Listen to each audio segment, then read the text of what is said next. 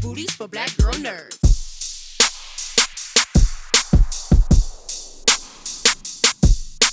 Hey, Jamie, Hi, Kingsley. How are you? I'm doing great, man. How you doing? Good, good. Thank you so much for taking the time to speak with me today. I really appreciate it. My pleasure. One of the key aspects of this role that I noticed was making sure to get that Jamaican patois just right. And you nailed it. You nailed it through and through. So, what was that process like, making sure to get that fine-tuned just correctly? It started with listening to Bob on my own and realizing that I only understood 70, 80% of what he was saying. And I later found out I was misinterpreting a lot of things. And then it involved all my Jamaican friends and family coming over and helping me transcribe the interviews in a way that represented what he was actually saying.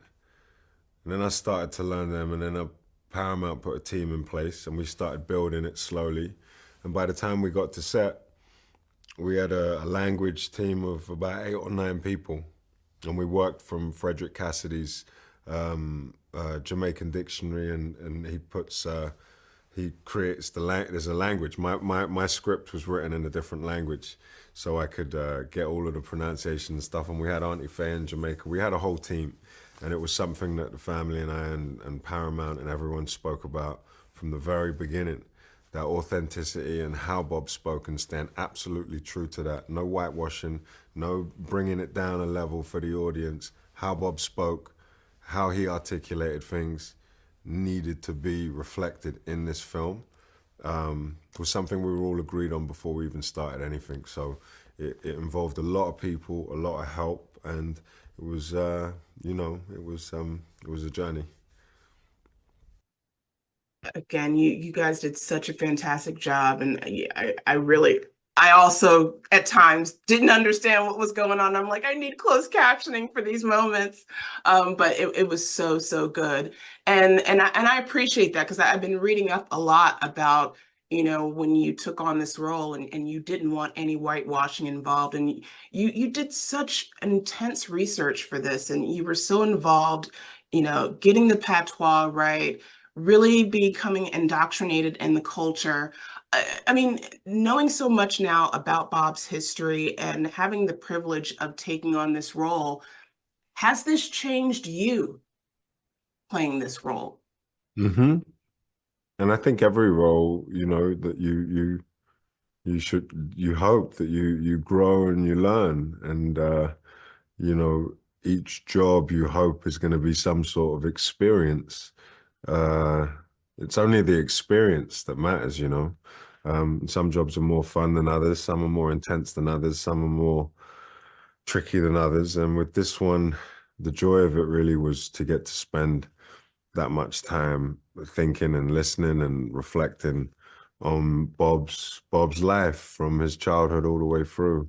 Have I changed as a human being? I don't know. It'd probably be easier to look back in a couple of years and find out, because I still very much feel like I'm in it. His family are going to be here tomorrow, and I'm helping them, or I'm standing with them as they bring out this film about their father, which is a deeply personal thing for them. And I just feel very lucky to be a part of it. And so, but Bob's work ethic, I think, has really stayed with me. How hard he grafted, and how much he put into his music. And the idea that Rasta means chill out and smoking and relaxing, and the Western idea of who Bob is really nonsense. It's the opposite. He was very intense to be around. He was all about self-betterment and discipline and getting up at the crack of dawn, and purpose and mission. And so I took from that, you know, that I find him very inspiring when I think about him in those terms. He inspired me, to work as hard as I possibly could to represent him. Well, what an inspiring performance, and all the best to you. I really appreciate you speaking with me. And By the way, the dreads, it's a good look on you. I don't know if that's something you might consider as a look in the future, but I really like seeing the dreads on you as a good look. So thank you so much for taking the time to talk to Black Girl Nerds. I really appreciate you and all the best to you in your journey and have a great premiere. My pleasure and lovely to meet you and say everything you just said straight back at you as well. There Take was a lot. care. See you in a bit. Awesome. Hi, Lashana. How are you? Well, thank you. How are you? Good, good. We learn a great deal about Rita Marley in this film and in this narrative, which at moments really surprised me. So, as you were reading the script and prepping for this role, were you surprised by anything that you learned about Rita's story? Hmm. Well, when I finally read the script, I had already done some research, asked the questions, watched the YouTube videos, read the interviews, read her book. So I was already like semi in the know. I more focused on less of what we have on the page already and more so what I have gained from being in her presence. So I understand that, of course, we have, researchers in the film world who are able to come on board and take what they've found and put it on paper. But to sit with her and really gain this heartfelt, loving, open, peaceful knowledge that is her spirit, I was able to bring things to production from directly from the source, which is invaluable. And I've never been able to do that before.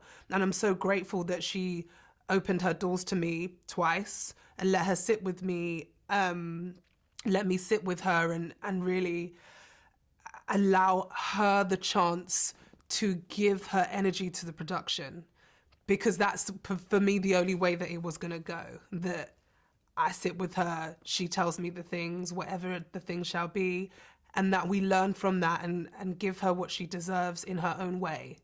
And then the creativity can come after that, but it started with the truth. That was what was really important for me. I mean, what a blessing and a gift that Rita Marley is still here, that you're able to interact with her and be able to have her to be able to talk to you and create and cultivate this story with her on this journey. How much of her was involved? Like, how much was she involved in the production of this story with you? I'd say that through myself, Sadella, Ziggy, she was able to contribute her voice through the creation. But in terms of, I want this, it should be like this didn't happen, it wasn't so much that way, which was helpful for me actually, because it meant that we could filter it slightly. Because it is like, at the very, very beginning, it was a bigger responsibility than you realize when you get the role of playing a legend. You think, oh my gosh, I'm so excited. And then you go, oh, hold on, wait, so hold on, she's real. She's a real person. What do I do with this? So we were able to take just like segments of things and put them within the script. She did come to set while we were in Jamaica and seemed to be loving every minute.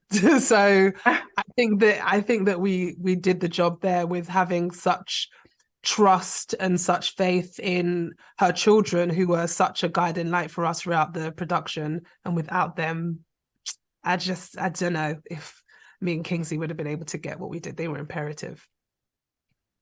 Well, you and Kingsley brought your A game to this film. You guys did a fantastic job. I had so many more questions, but they are giving me the wrap. Thank you, Lashana, so much for taking the time to talk to Black Girl Nerds. We always enjoy chatting with you, and all the best to you in your journey with this film. Thank you. And keep what you're doing over there. I've been I've read and watched and things for years. So thank you as well. Thank you. Take care. Bye. Hi, Reinaldo. How are you? Hi, how you doing? Good, good, good. Well, thank you so much for speaking with me today. I really appreciate it. Oh, it's my pleasure. I read that your most memorable scene to film was the One Love Peace concert. Mm. How challenging was it for you to film that? Because I imagine that that was like, obviously it looked like the biggest scene in the whole entire film. So what was filming that day like?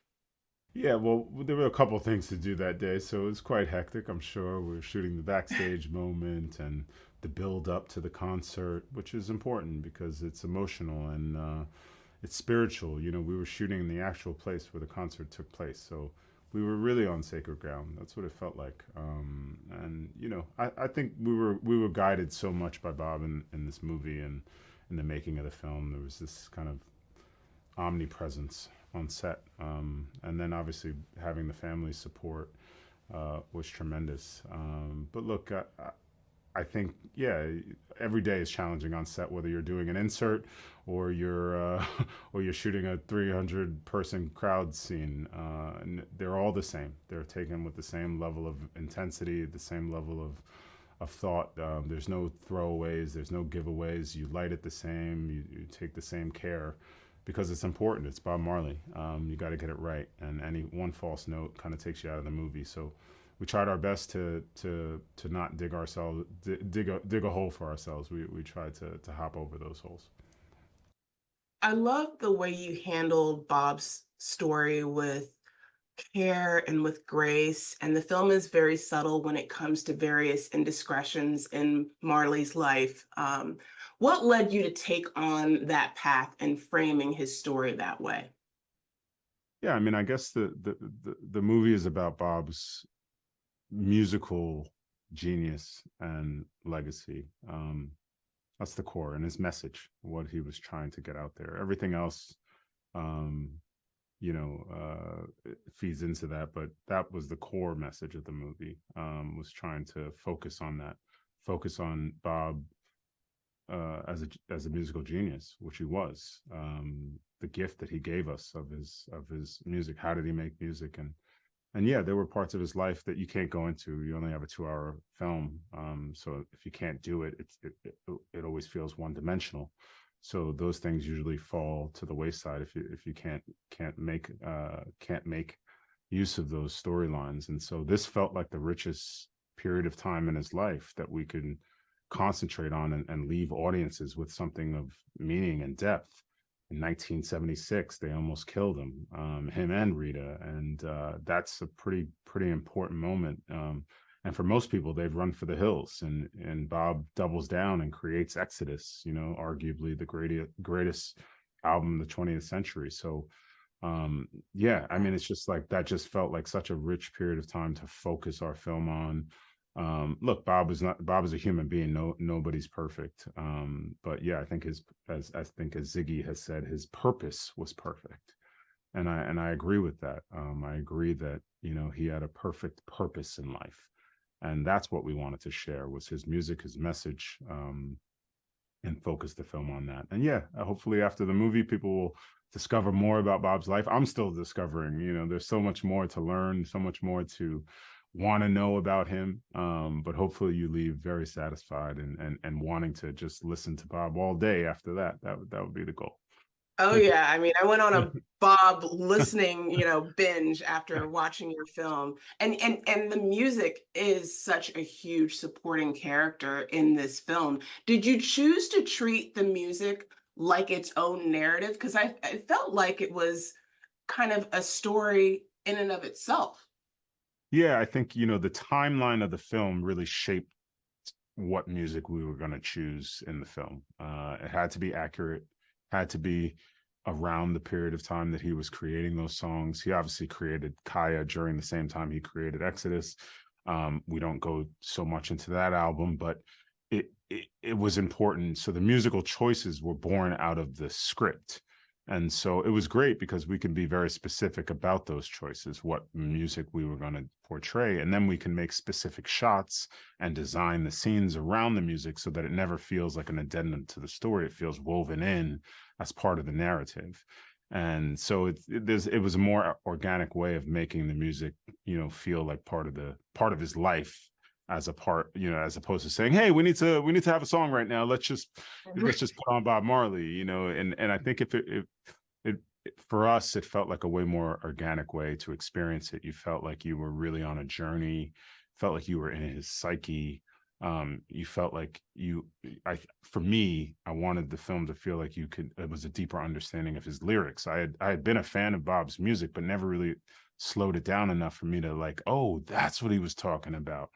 So it was just a way for me to reflect, honestly, for me to understand. And if I can understand it, then I can tell it to my cast and crew. So it was important. It was important for all of us to have that understanding of his music, why he was creating it, where he was creating it from, so that we can share it with others. Well, Reinaldo, thank you so much for this beautiful film. It was incredible. I love the fact that we're going to be able to celebrate Bob again in this era and also bring in a new generation of fans to be able to celebrate his life and legacy with your film. And thank you for talking to Black Girl Nerds. I really appreciate it. Oh, thank you. Thank you so much for having me. Take care. Bye-bye. Bye.